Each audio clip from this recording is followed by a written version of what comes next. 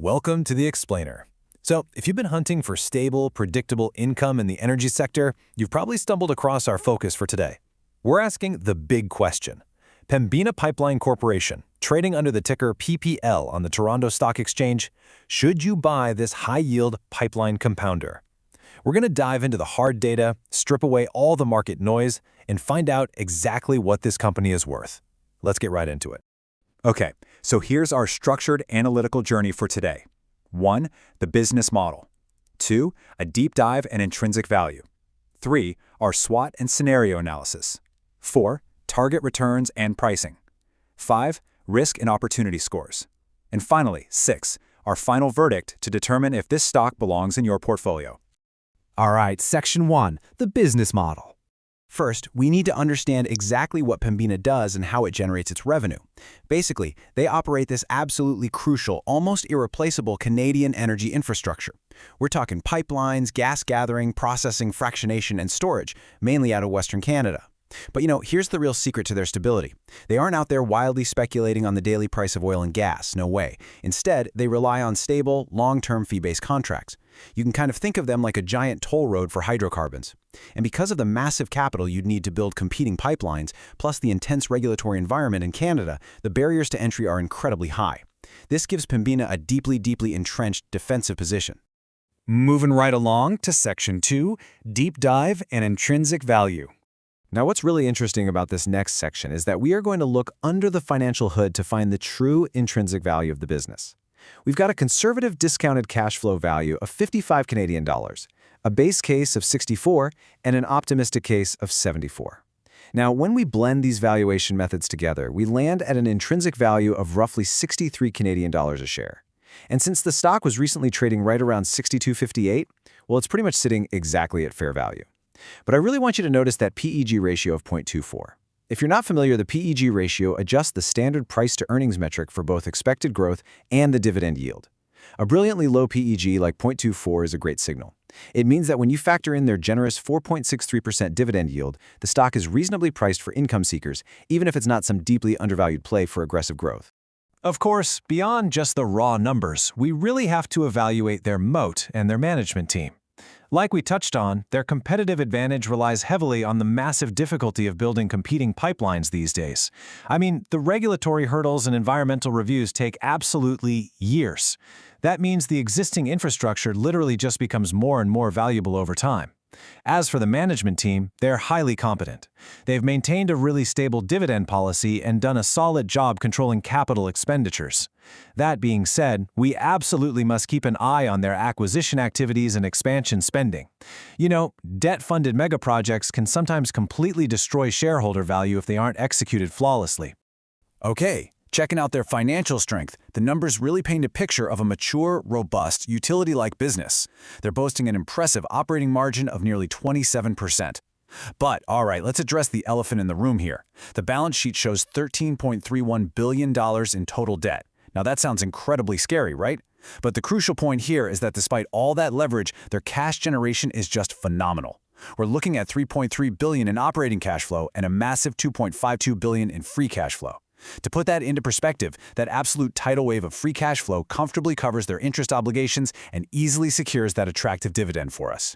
So when we weigh the broader outlook against our margin of safety, a pretty interesting dynamic emerges. On the positive side, Pembina offers this fantastic utility-like stability, and they stand to benefit massively from Canadian LNG export growth. It's a huge tailwind. But on the flip side, you have to remember their valuation is highly sensitive to interest rates, and they're constantly facing regulatory threats.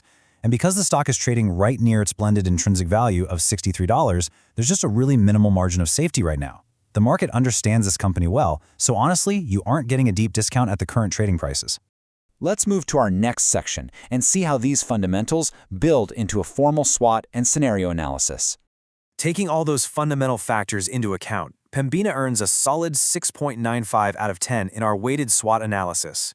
This score is really leaning heavily on its entrenched infrastructure moat and that highly stable fee-based cash flow we discussed earlier.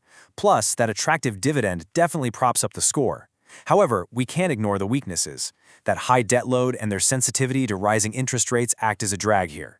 Overall, it's absolutely a high-quality, mature operator, but this score reflects the somewhat harsh realities of operating in such a capital-intensive industry. Depending on energy demand and what interest rates do, Pembina's intrinsic value can actually shift pretty dramatically.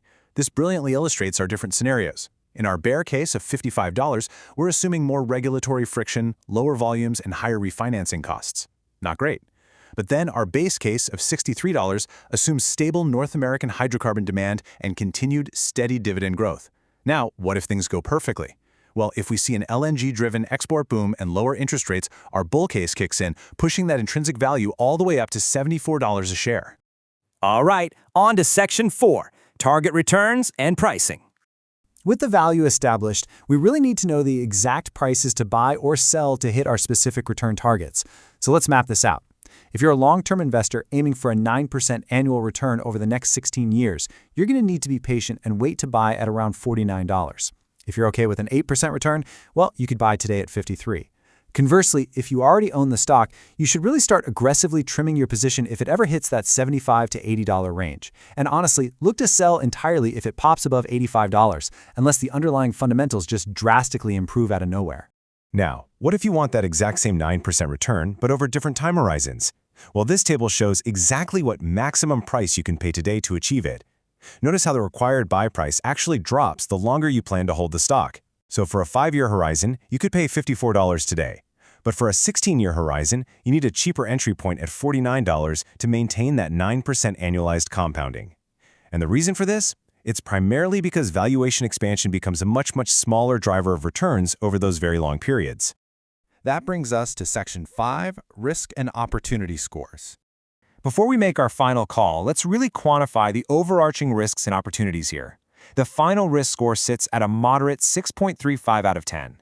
Now, while those cash flows we talked about are incredibly defensive and stable, we can't ignore the high leverage.